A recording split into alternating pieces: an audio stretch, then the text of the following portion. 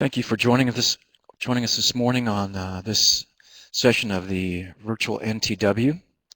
This morning we're going to be hearing from Craig Heckathorn at the Northwestern University Prosthetics and Orthotics Center, and he's going to be sharing about the research project that they've been working on involving farmers and ranchers and prosthetics. So we're looking forward to that. He's got a lot of good information. Before we start, just a few instructions that many of you have heard before. If you are hearing my voice, then you know you have to have speakers or headphones to hear the presentation. If you're having any problem with the sound, please go ahead and type that in the chat window at the bottom on the left hand of your screen. We will try to assist you with that issue. Questions during the presentation. Craig is asking that questions be held until the end of the presentation. So if you have a question about what he is discussing, please jot that down. At the end of the presentation, you'll have two options for asking questions. You can raise your hand using the raise hand icon at the top bar on your screen. Just click on that. It will indicate that you have a question. If you have a webcam or a microphone, we can activate your microphone and you can ask that verbally, or you can type questions at any time during the presentation in the chat window. So you don't have to wait till the end to jot that down. You can just go ahead and type that in at any point during the presentation. We'll do our poll questions at the end. If you have any technical issues, please use the chat window first at the bottom. If not, if you can't use that, then email me, jonesp@purdue.edu, and we will do our best to remedy that. For those that were participating, as we indicated, there were some technical issues yesterday afternoon, and we apparently are running into some of the same ones this morning. So we apologize for that. They told us yesterday that there was a problem with the server here on campus, that the Adobe Connect server somehow spiked to 100% and therefore wouldn't allow people to connect or allow us to transmit the slides. So we were not even able to get back into the meeting ourselves, which is what just happened a second ago.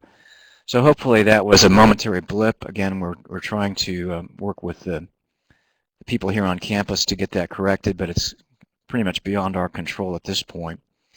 So we'll hope we don't have another occurrence of that, but if we do, we'll do our best to get back on.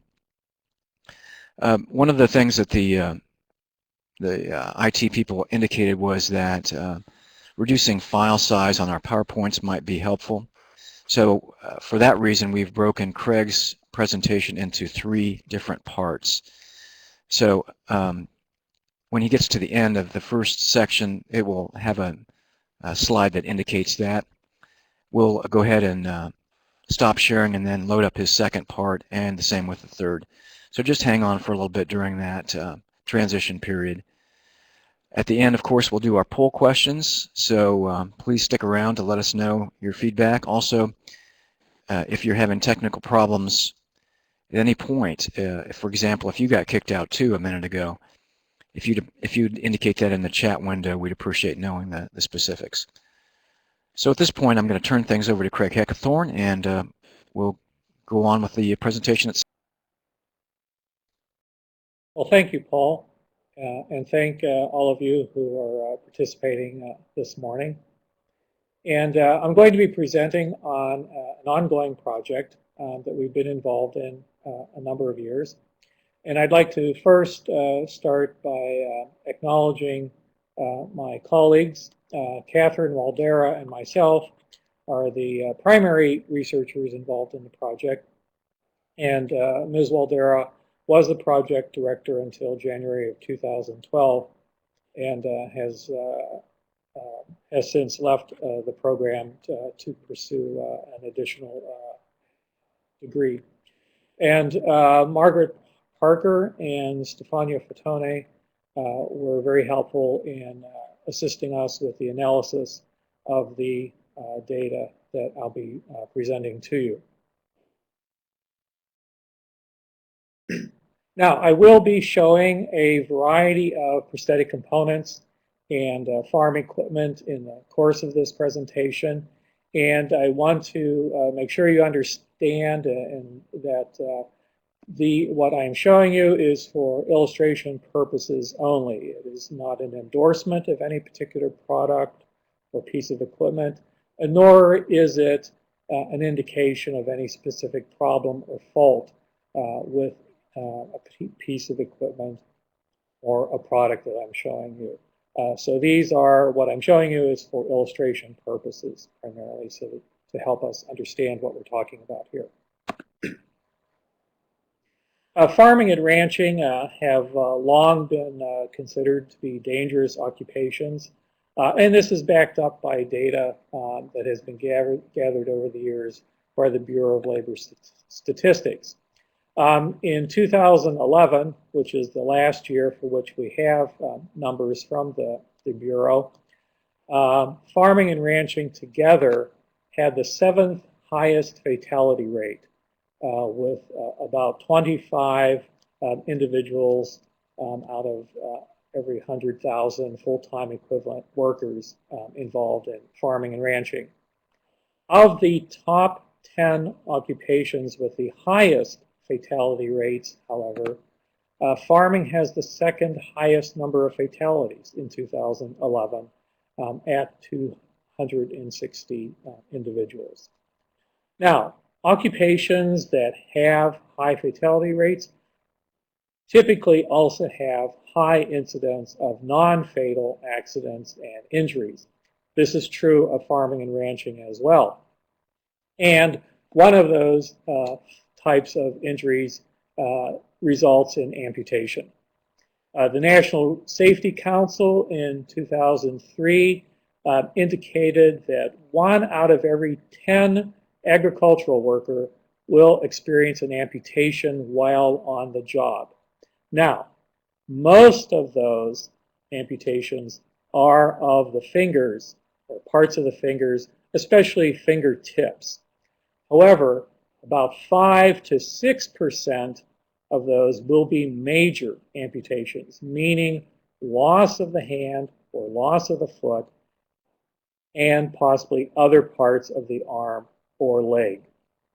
So, approximately 1 out of every 200 agricultural worker will experience a major limb amputation. We became involved in this work through our funding agency, the National Institute on Disability and Rehabilitation Research. For a number of years, we have been the NIDER Rehabilitation Engineering Center in Prosthetics and Orthotics. And in particular, in 2008, NIDER identified farmers with disabilities as an underserved population with regard to assistive technology. And prosthetics is one aspect of assistive technology that was noted in that identification. Now, it's also true that farmers and ranchers are generally geographically isolated from the expertise that they need to acquire appropriate assistive technology. Farmers with amputations, ranchers with amputations are generally far away from amputee clinics and from the prosthetics services that could assist them in continuing farming with an amputation or continued ranching. Now, we had several goals in the research project. First of all was to identify activities supported or hindered by the use of a prosthesis. There had been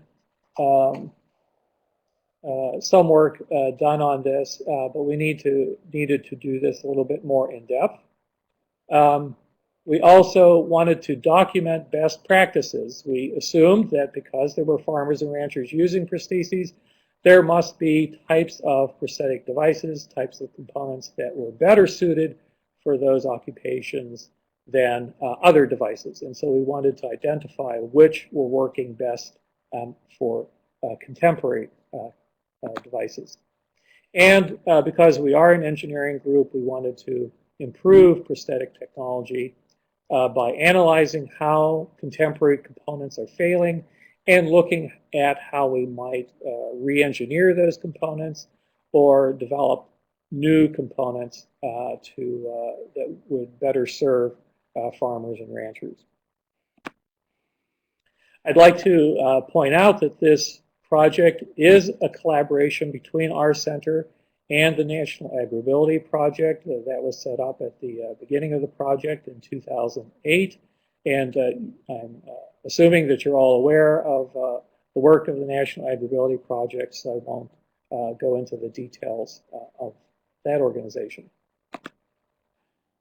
Our first step was to, of course, gather information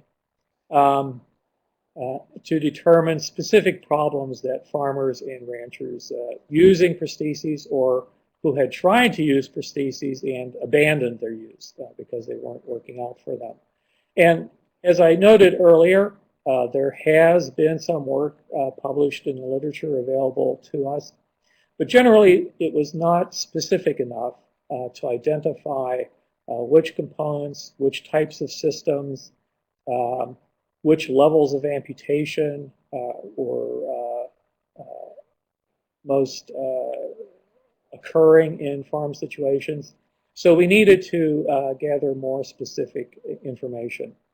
In particular, we wanted to look at this information from an engineering perspective because we are an engineering center and our mandate is to develop and evaluate devices, assistive devices, particularly in the fields of prosthetics and orthotics. And we needed to be able to identify specific components, specific types of suspension techniques, the way that the prosthesis is attached or held onto the residual limb. We needed to know what materials were being used in the construction of these prostheses, and we needed to know when they did fail, how did they fail? Were these catastrophic failures? Were they gradual failures? Were particular parts susceptible to failure? We needed to be able to identify that. And this type of information was especially lacking in the prior work that had been done. So from November of 2008 to March of 2011, we undertook a series of phone and in-person interviews. We were able to interview 40 farmers with amputations, both upper limb and lower limb amputations. We tried to identify ranchers whom we could interview, but we were not able to make contact with any ranchers, and I'll have more to say about that further on. We also interviewed 26 prosthetists who in their clinical practice worked with farmers and with ranchers. And so at least in this respect, through the prosthetists, we were able to gain some insight into the situation that ranchers face when carrying out their work while having an amputation and possibly using prostheses. Our goal was 50 farmers and ranchers and 25 prosthetists. However, by March 2011, we had only been able to make contact with 40, and we felt that it was time to move on with the project. And so we capped the interviews at 40 and pursued our analysis of the data that we did have available. Now, among the farmers and ranchers, we had 17 with upper limb amputations. And you see the breakdown level of amputation. And note that the majority of the amputation levels are below the level of the elbow, the most common amputation level being a transradial or below elbow amputation on one side, one limb being affected. This is true also of the general population. We also had 23 farmers with lower limb amputation, and here you see the breakdown of those by amputation level. And again, note that the majority of farmers with lower limb amputations had only one limb affected, and at the level of the transtibial level, which is the level of amputation below the knee. Again, this is also true of the general population. So with respect to the most common types of upper and lower limb amputations, what we see with farmers is reflective of what we see in the general population. Here we have a distribution by upper and lower limb of the farmers and their location within the United States. Note that the majority of them are within the Midwest region, and a number of them specifically from Vermont. So we had relatively little distribution outside of that. You can see that the entire southern part of the United States is absent of any participants. You can also see that the West Coast, we don't have any representative farmers or ranchers there. Looking at the cause of amputation, let's begin with the upper limb level amputations. About 2/3 of the amputations are caused by accidents involving farm machinery, and I'll give some illustrations of that. A smaller number involve motor vehicle accidents, and we define these as accidents that are not related to driving farm machinery. These are accidents involving typical vehicles like cars, trucks, motorcycles, ATVs, possibly, that when the person was not engaged in farm work. You also see that there is a fair number of individuals with electrical accidents that result in amputation. Now, on the lower limb side of cause of amputation, we see a very different picture. About 1/3 of lower limb amputations are due to farm machinery. Another third is due to motor vehicle accidents, and just under a third are due to medical problems. Aneurysm is specifically noted out here, and the blue area, which is labeled other, are medical situations typically related to diabetes or due to vascular insufficiency from atherosclerosis that result in amputation of the lower limb. So we see a different picture here with respect to upper and lower limb causes of amputation. Particular equipment that was farm equipment that was noted as being involved in accidents resulting in amputation, certainly power takeoff units. Generally, this is a situation where the shield has been removed or has deteriorated, and the person has become entangled in the power takeoff unit while it's rotating a piece of clothing or shoelace or something gets caught up, and then there is an injury that damages the upper or lower limb. Augers were also involved in both upper and lower limb amputations. And again, it's generally a situation where the shield has been removed or has deteriorated, and the limb has become entangled or trapped by the auger. Specific to upper limb amputations, there was a small cohort of individuals who had amputations due to accidents with corn pickers. This tended to be more a cause in the past, not so much recently. More recent upper limb amputations were due to round baler accidents. So we're seeing corn pickers a thing of the past in terms of causing amputations, and round balers something that's more of a current concern with regard to causing amputations. So we'll have a break here briefly while we switch up to the next set of slides.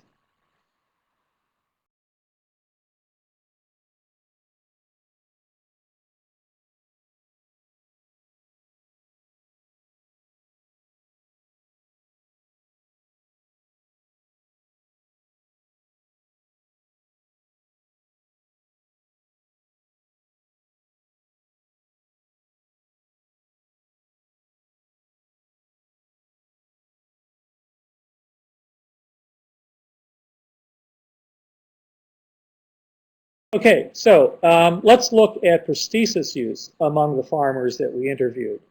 So we had 17 individuals with upper limb amputations, and oops, sorry, um, all of the individuals who had amputations below the level of the elbow used prostheses in their farm work. Of the 6 individuals who had amputation levels above the elbow, only 1 used the prosthesis in their farm work. The other 5 continued to farm, yes, but chose not to use the prosthesis to assist them in doing their farm tasks. Among the farmers with lower limb amputations, the 23 that we interviewed, all used prostheses in carrying out their farm work. Now, many of them also used mobility assist devices, such as canes, or crutches, or walkers, and a number of people used ATVs, even for moderate distance, like across the farmyard, in order to facilitate ambulation or getting from one point on the farm to another point. So in addition to using the prostheses, they're also using commonly some other kind of assist to improve their ability to get around on the farm. The farmers who had amputation levels below the level of the elbow, the type and design of their prostheses was remarkably similar. All of the sockets were of plastic laminate, heavy-duty construction of the socket and forearm, generally with reinforcing materials such as fiberglass or Kevlar or carbon fiber. 2 types of wrists were generally used, either the very simple friction style wrist or the quick disconnect style wrist, which enabled farmers to switch out different devices at the junction of the wrist. Almost all of the farmers that we interviewed, and almost all of the farmers at the Prosthetics that we interviewed had worked with, used the Dorrance number 7 hook made by Hosmer Dorrance Corporation. And it's commonly referred to as the worker's hook or the farmer's hook. A smaller number of people use other kinds of devices like the TRS grip or the Texas assistive devices, a range of components that they could interchange if they had a quick disconnect wrist. The cabling and the harness system for the prostheses were heavy-duty construction, heavy-duty materials, materials that were not generally used with the general population of individuals with amputations at this level. Looking at the harness, all of the farmers we interviewed used a figure-of-8 style harness made out of Dacron webbing. The cross point at the back of the harness is shown here as being stitched. It was more common to see a metal ring, the Northwestern ring, being used to connect all of the straps at the back. Some individuals also used the TRS Vaha, which is a flexible, durable plastic piece that can also be used to fasten all of the straps of the harness together at the back. Looking at components used by individuals with lower limb amputations, let's first talk about suspension, how the prosthesis is held on the body.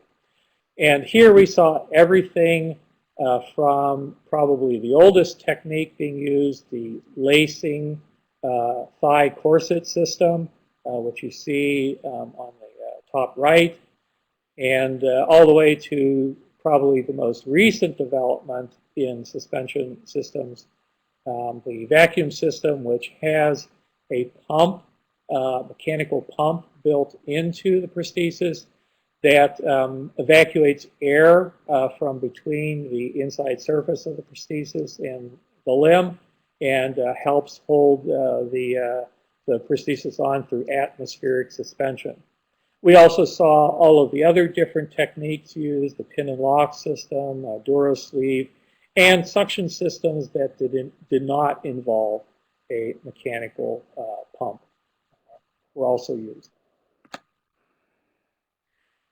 Farmers with amputations above the level of the knee, of course, need a prosthetic knee. And there we saw three types generally in use. The manual locking knee is probably the simplest and can be the most stable knee.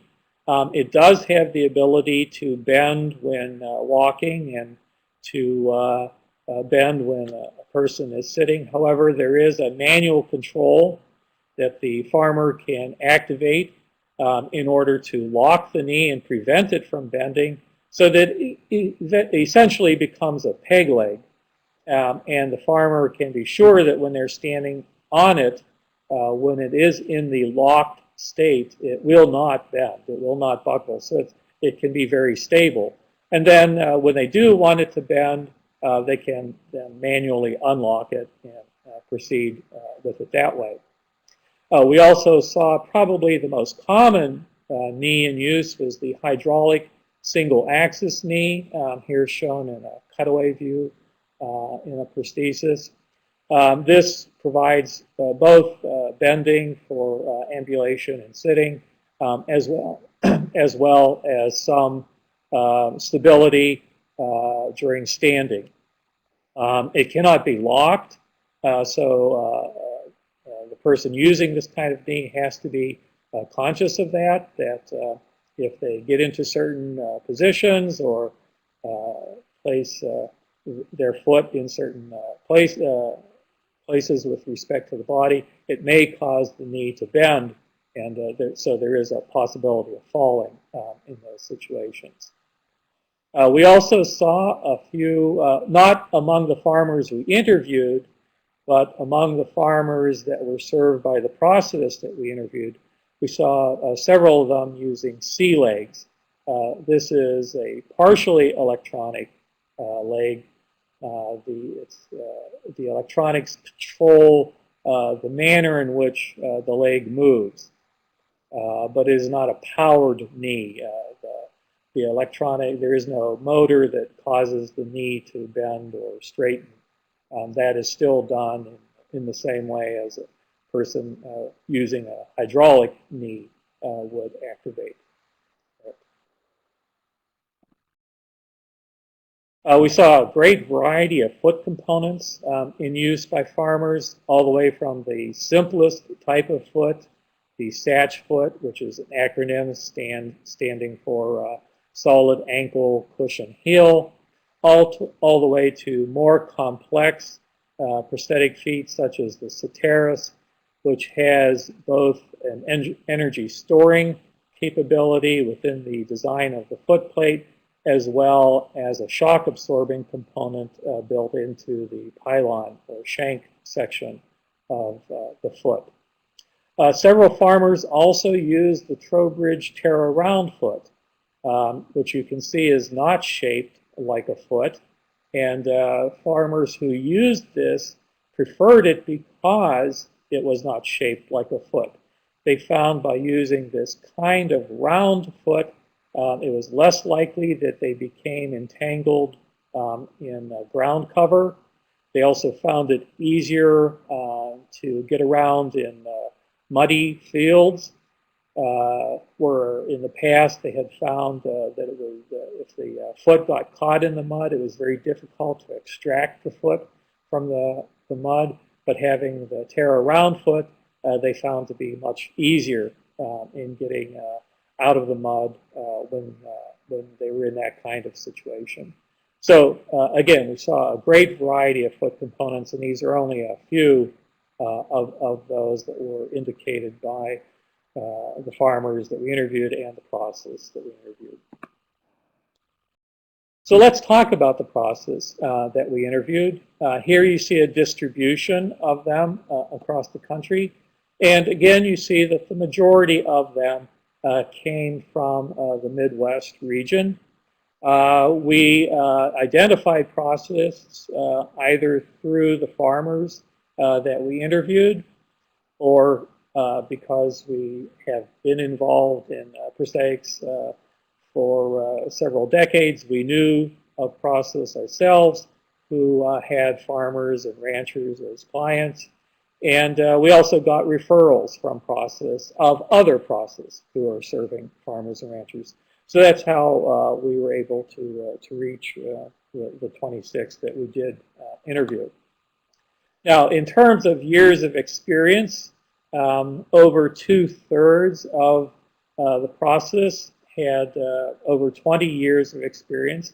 So in general, this is an experienced group of people. They've been in prosthetics practice for more than 2 decades.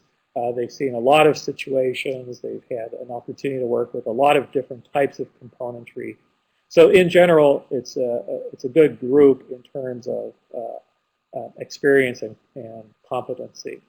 Now, interestingly, among the process, there were 4 who had themselves amputations. All of those 4 had lower limb amputations. There were no process that we interviewed who had upper limb amputations. Here we come to the end of the second part, and I'll just reiterate what Paul mentioned at the beginning. And so if you do have questions, you can certainly jot those down in your chat window now, and I'll do my best to get to them at the end of the presentation. So it looks like we've got the third part coming up here. Okay, in terms of analyzing these interviews, how did we do that? We used a technique that's called inductive thematic analysis. And this is a common technique used in research that involves written records that people have provided, or oral interviews that have been conducted. It's a way of identifying in a consistent way particular themes that are represented by the comments that people are making. Themes such as safety, cost, environment, those kinds of themes. And what one does is you go through all of the comments that people made over all of the interviews, and you assign theme-based codes to pieces of the text, to the comments that individuals made. And then you go through and you count out how many times particular codes occurred, how many times particular themes were invoked by the comments that people made. Sometimes there would be co-occurrences of themes.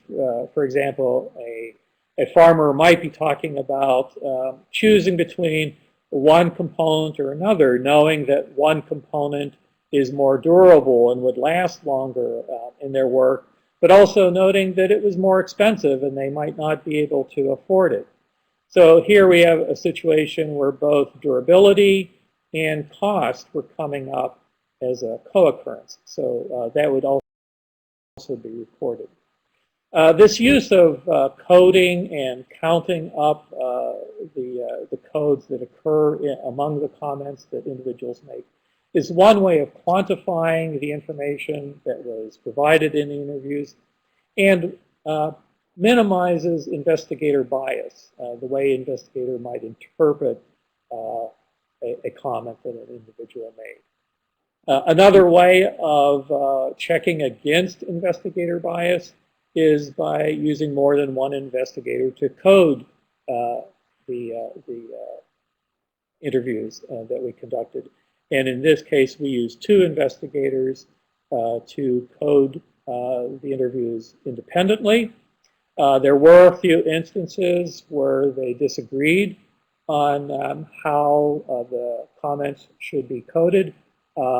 And whenever those disagreements occurred, the few that did, they would just discuss it and come to an agreement as how to code that particular comment or that particular piece of the text.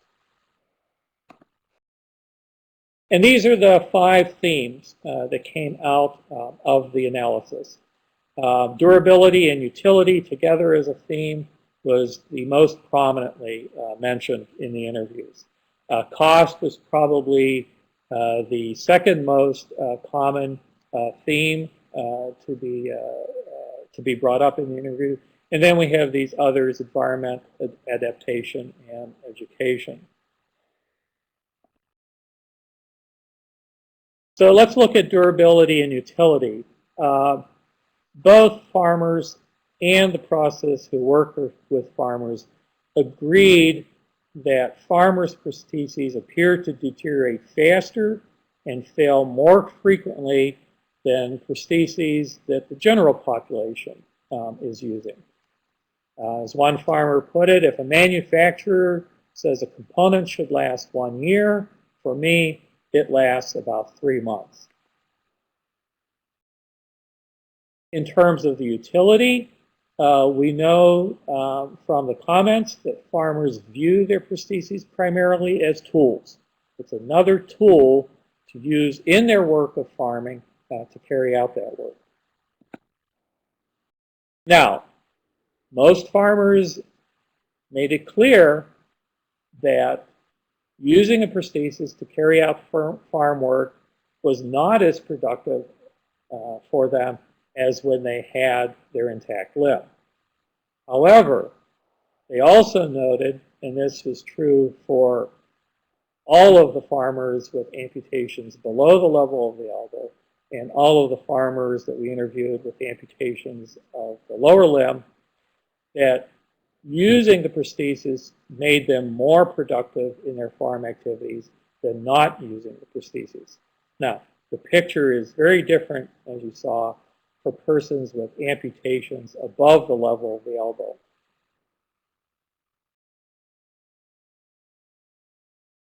In terms of the environment, certainly farmers and ranchers are using prostheses under harsh environmental conditions compared to the general population. Weather, dirt, rough terrain are hard on prostheses and lead to more frequent breakage and failure of the parts of the prosthesis. Dust and dirt can also interfere with the motion of movable parts by getting into the spaces where parts should be able to move, but clogging or obstructing that movement. And especially wet and dirty conditions can be damaging to electric-powered devices, which is why we saw very few being used among farmers. Of the 17 farmers that we interviewed, 6 did own a myoelectric prosthesis in addition to their mechanical body part prosthesis, but none of them used the electric-powered prosthesis in the farm work. Now, some of the process that we interviewed did know of farmers or ranchers who did use electric-powered prostheses in their farming or ranching, but in general, it was for very specific kinds of tasks in their work, and it was not usually their day-to-day, everyday prosthesis that they were choosing to use. In terms of adaptation, certainly choosing to use a prosthesis is itself an adaptation to the challenge of farming with an amputation. But there are other adaptations that are necessary because of the limitations of contemporary prosthetic technology.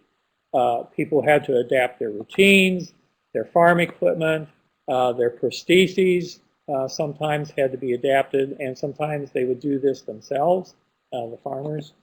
And certainly attitudes have to be adapted. You have to approach your farming or your ranching with a different attitude once you have an amputation if you want to be successful at it. And as one farmer said, first you must have a good attitude, otherwise you won't use the device. Cost, as I said, was probably the second most prominently mentioned theme that came out in the interviews. Adaptations to farm equipment, adaptations to routines are certainly costly. Some individuals had to hire help to assist them, especially during very busy times over the season of their work. But prostheses are also expensive. And if they have high failure rates, well, that further increases the cost. And these high costs sometimes lead farmers and ranchers to do their own repairs, to do their own maintenance, which may in itself raise concerns about safety and durability of the device over time. And many had to go without a prosthesis when repairs had to be made by the process or by the manufacturer because they could not afford to have a second prosthesis, a backup prosthesis. Farmers stated an item that costs so much should last longer than it does. Everything is so expensive in terms of prosthetic components. And an additional cost, which is separate from the physical prosthesis itself, is the cost that many farmers and ranchers incur having to travel long distances to reach processors who have the expertise to work with them, who understand the conditions of farming and ranching and understand what components might best serve the farmer or rancher. So this is also a cost that is very conscious in the minds of farmers and ranchers. 30 of the 40 farmers that we interviewed disclosed to us how they paid for their prostheses. Half of them had private insurance, but almost all of those who had private insurance had very high deductibles in order to be able to afford that private insurance. 6 individuals had no insurance whatsoever, paying everything out of their own pocket. 5 had workers' compensation. 3 used Medicare or Medicaid, and 1 who was a veteran received their prosthetics care out of a VA medical center. And so it didn't cost them anything. That's paid for by the Veterans Administration. Education was also a theme. Processors are typically not educated about specific needs of farmers with amputations. During the course of the education phase of becoming a certified prosthetist, this is knowledge or skill that they're going to acquire hopefully under the tutelage of a more experienced prosthetist once they get into clinical practice. However, those individuals who don't have the opportunity to work under an experienced practitioner but are in the situation of having to provide care to a farmer and rancher may not make the best choices in the design of the prosthesis because they don't understand the situation that's faced by a farmer or rancher. Many farmers also reported that they felt process did not listen to their concerns, did not understand their daily routine and how dependent they were in carrying out their farm and ranching work, how dependent they were on the working condition of the prosthesis that they had. And farmers felt that they were not consistently educated when they received their prosthesis in how to operate the prosthesis or how to use it most effectively. And this is certainly a great concern, that people are receiving prostheses but very little instruction about how to use them or how to work with them effectively. So in general, we saw good agreement between the responses of the farmers and those of the process that we interviewed. There was one area that was of particular interest where there was disagreement, and this had to do with repairs. As I mentioned, farmers often, because these are mechanical devices for the most part, farmers often were in a situation of doing their own repairs or making their own modifications to improve the use of the prosthesis in their farm work or ranching work. And they not only saw this as being a further example of their self-sufficiency, their self-reliance, but also an indication of ingenuity and being clever. However, process viewed it quite differently. They often saw these types of modifications as examples of misuse of the prosthesis. And so clearly, in terms of being able to repair or modify a prosthesis, there needs to be further dialogue between farmers and ranchers and the process that they work with. How important it is to be able to maintain the prosthesis in the field, to not have to send it back to the process too frequently or send it back to the manufacturer. So there has to be allowance for this. And in general, process and farmers need to work very closely together and educate each other. Farmers needing to educate process about the type of work they do, the types of conditions that they work under, and process need to educate farmers about what components might work best and what the limitations of those components are. You can get details of the interviews that we conducted and the data that we obtained from those interviews in a publication from Disability and Rehabilitation Assistive Technology that will be shortly available in print through this publication, through this journal. It is all available online now. So at the end of this presentation, you'll have my email address. So if you want a link to the online publication, I can email that to you if you send me an email. We've also been able to distribute some of this information through the prosthetics industry, particularly the publication O&P Business News, which is a trade magazine of the prosthetics and orthotics industry. So we've been able to disseminate some of the results there as well. Now, what are we doing with this data? What are we doing with this information? So we have 3 areas of work which we are pursuing. One is to expand the participation of farmers and ranchers in our survey, going beyond interviews. Another is development of education materials, and the third is device evaluation and design. And I'll just touch briefly on that. We need to expand the sample size. We spoke with 40 farmers and 40 farmers. We were able to virtually address additional farmers and ranchers through our interviews with process, but we need to have greater representation. There's a great deal of diversity in this community of people. In particular, we need to have more varied types and levels of amputation represented. There are a variety of different ways that farming is conducted and types of farming that need to be represented.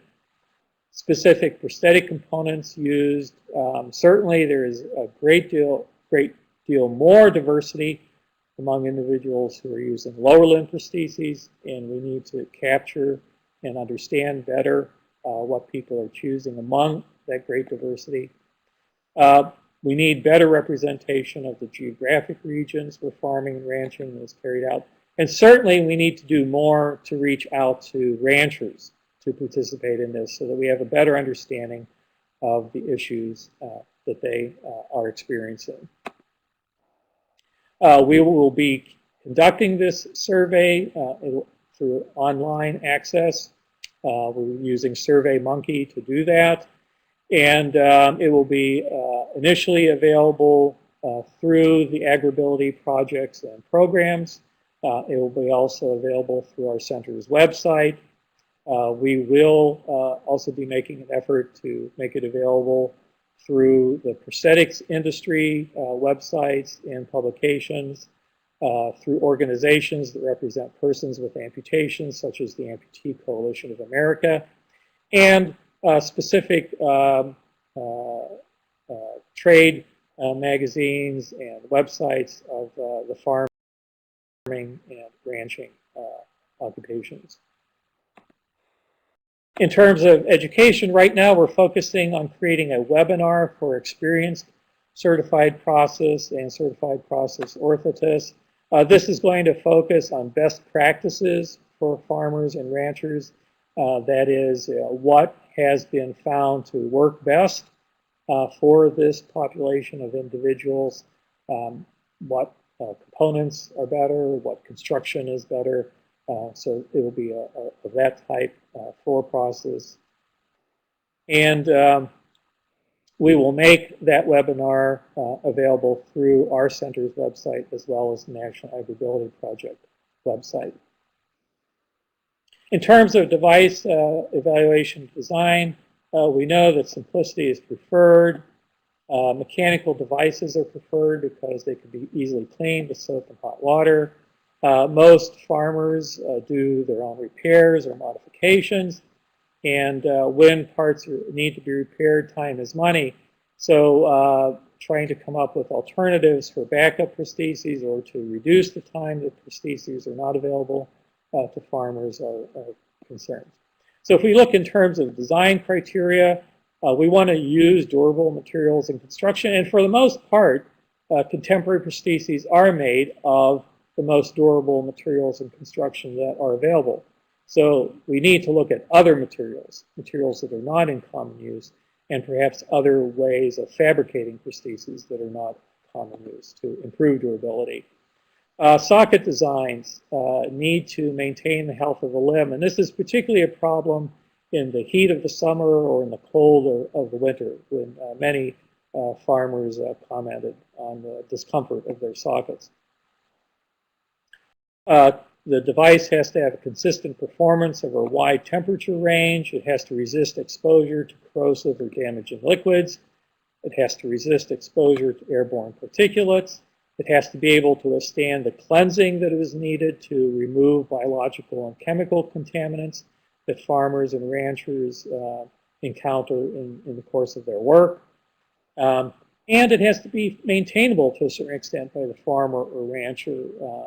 Again, because time is money, it can't be away from the farmer or rancher too long. So some of it has to be taken care of by the farmer or rancher. And if at all possible, it needs to look reasonable. It has to have a cosmetic or aesthetic appearance that is satisfying to the individuals who are using it. Our work right now in terms of device evaluation is focused on socket designs. We're looking at different types of sockets that might improve comfort. Again, looking at the heat of summer, the cold of winter. And we're also looking at alternative sockets that have recently been developed that might provide lower cost backup prostheses to farmers and ranchers while their primary prosthesis is being repaired. Now, making prostheses that are more durable and more adaptable for farmers and ranchers can have an impact in a wider range of occupations. There are a lot of other people with amputations in other physically demanding occupations, such as construction, forestry, fishing, mining, and even in military service, as we see more individuals, soldiers with amputations being able to remain in military service. Certainly they would also benefit from more durable, more adaptable prosthetic components. So the work that we're doing will not only benefit farmers and ranchers, but it will have, we hope, a wider application. I'd like to acknowledge the National Institute on Disability and Rehabilitation Research, which funded this work. I would also like to acknowledge the National AgrAbility Project and Breaking New Ground Resource Center for their assistance with our study. And I would like to acknowledge the state and regional AgrAbility projects and affiliated programs who assisted us in making contact with the farmers that we were able to interview. For those of you who are interested, these are the references for some of the studies or information that I cited in the course of the presentation. And at this point, I'm open to questions if you have any. And while I'm addressing questions, I'll just put up here my contact information. So here you have my address, my phone number, and especially my email address.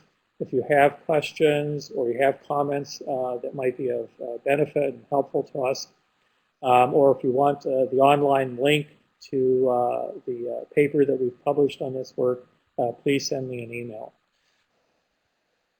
So I'm open to questions. Greg, we do have some people typing in the chat window right now, and while we're doing that, I had one question that might be relevant to the AgrAbility staff on the line now. And before I mention that, I would ask that if you could hang around for just a couple more minutes while we do the questions and answers, and then we'll go to our poll questions to get your feedback on the presentation.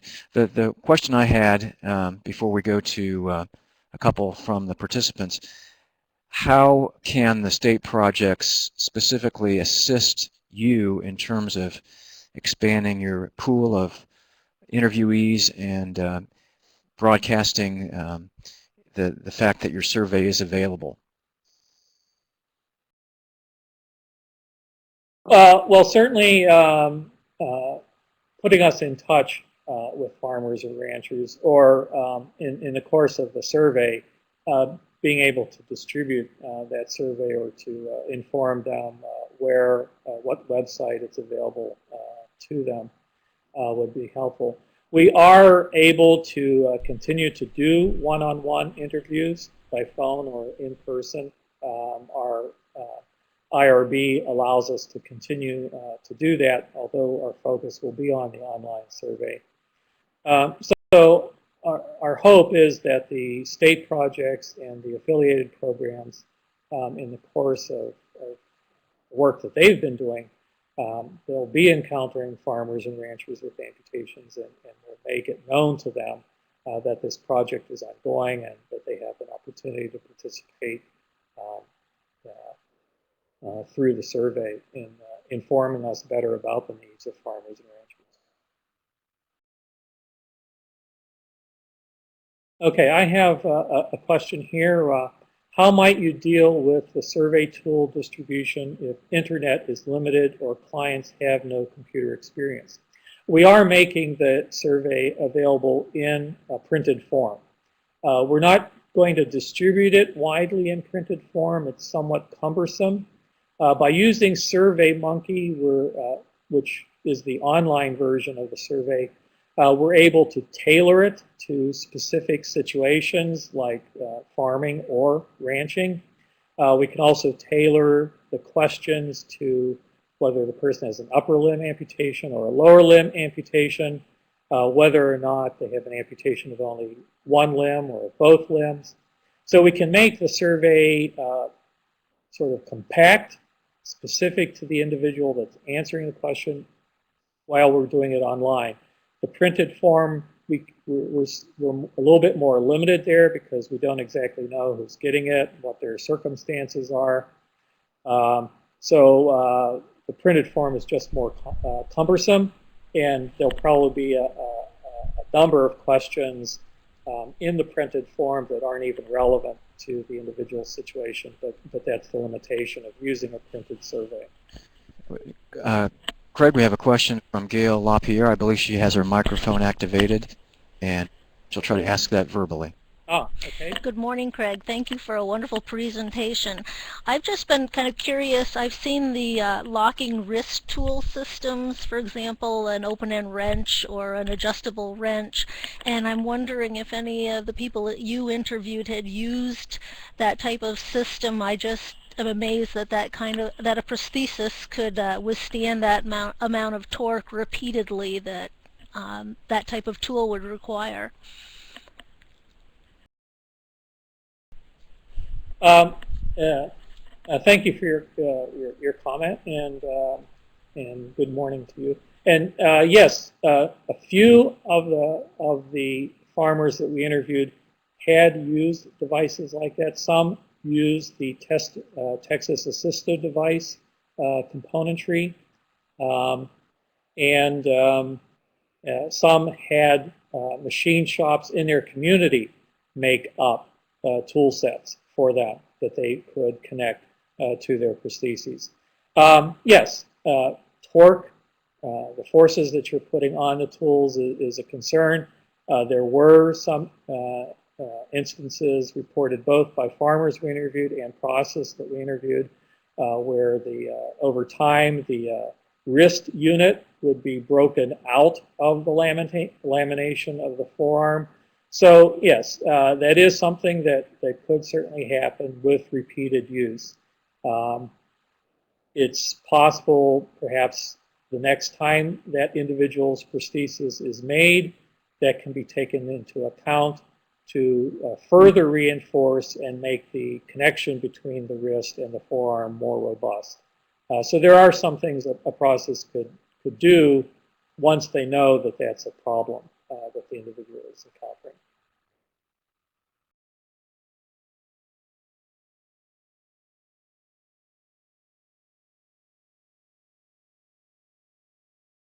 Okay, I have a question here. As a rancher's wife, I am curious about the ranching definition. What is your definition, or how are you categorizing ranchers, and how might we reach the ranching community to better serve this minority? Well, this is one of the aspects of why we partnered with AgrAbility. We are an engineering and education center. We are not primarily involved in agriculture and in ranching. And so we rely on the guidance that we get from the staff at the National AgrAbility Project and the people that we are pointed to through the state AgrAbility projects and affiliated programs. Essentially, we're relying on people to self-identify themselves. I am a rancher. This is what I do. These are the animals that I care for. So we ourselves did not impose a definition. We're essentially taking on the definition that people have provided to us that we're working in collaboration with. Okay, Craig, thank you very much. Do you have a, Go okay. ahead.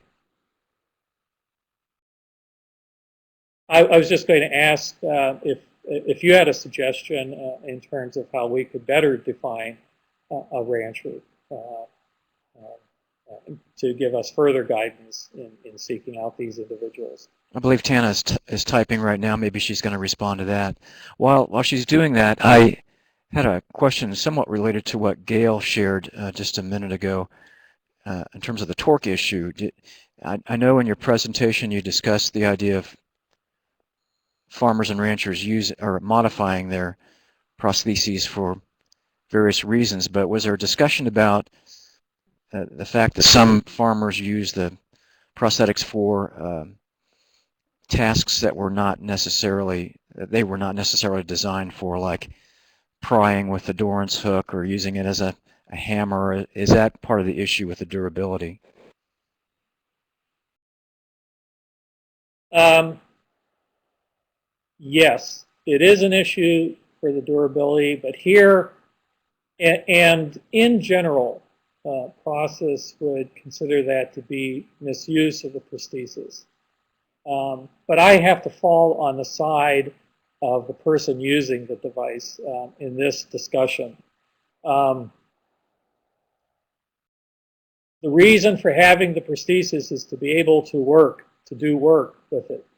And sometimes that work is prying, and sometimes that work is hammering, and sometimes it's not easy to hold a pry tool or a hammer in the terminal device of the prosthesis, and it might be more effective to use um, the, the device for hammering or prying. We need more in general. We just need more robust, more durable components that can withstand the types of work people are doing with them. We can't tell people, no, don't do your work. Take care of the prosthesis. No, we have to say to them, oh, this is the work you do. Let's try to make you better prostheses so that you can do your work. That's the viewpoint I take.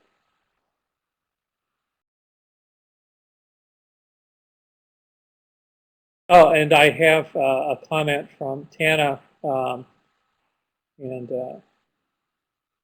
she's going to help with that area, making better contact with ranchers to participate in our survey. And thank you very much. I would certainly appreciate that help.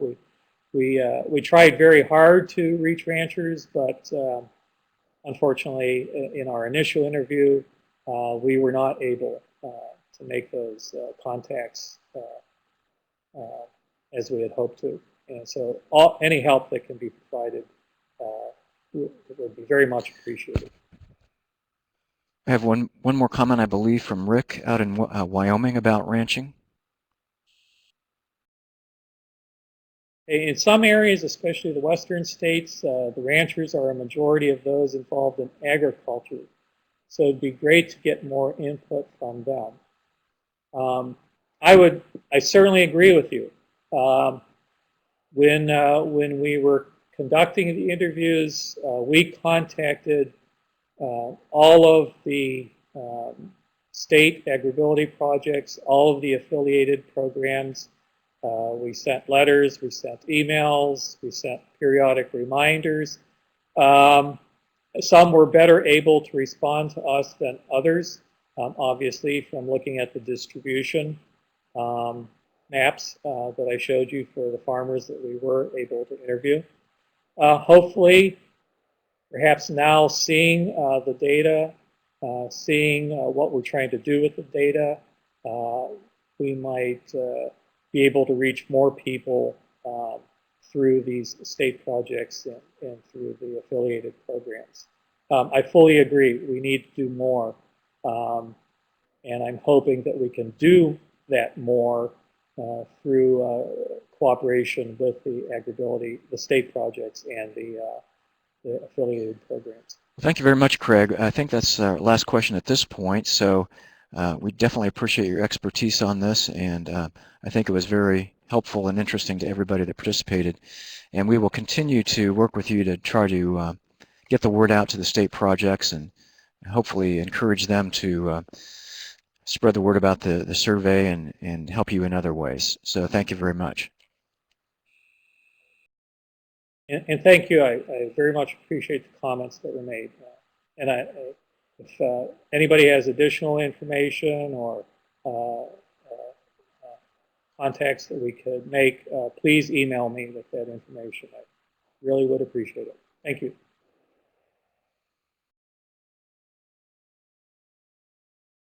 Okay, we appreciate everyone hanging on, and we'll do our quick poll questions and then let you go to your next activities. So first, if you could let us know what type of organization you work with. If you are involved in any way with an AgrAbility project, we'd appreciate you indicating that at the top, although we know some other people are not. We had some additional people that I did not recognize on this particular webinar, so if you could indicate that, we appreciate that.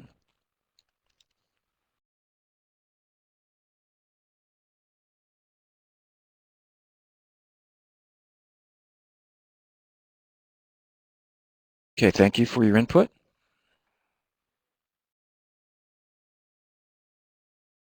Our next question involves information that was shared today. Could you let us know if it was valuable to you and if it met your expectations? We'd appreciate that.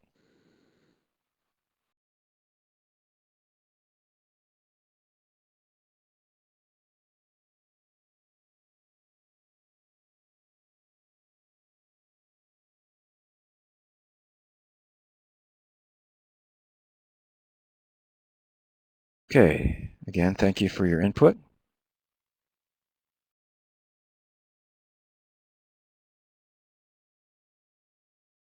The next question involves the technology. If you could let us know if that was effective and usable today. We appreciate you hanging in with our initial glitches at the beginning, but we're thankful that we didn't have a repeat of yesterday afternoon's multiple issues. And again, we are kind of breaking new ground in some ways with this. We're kind of pushing the envelope with the system, and in some ways that's helpful to the technical staff here at Purdue to try to diagnose the issues. And I think some suggestions were made yesterday about ways to reconfigure their server or the database on their server or multiple servers in order to help us avoid problems with it spiking out like it seems to have done. So thank you very much for your input on that.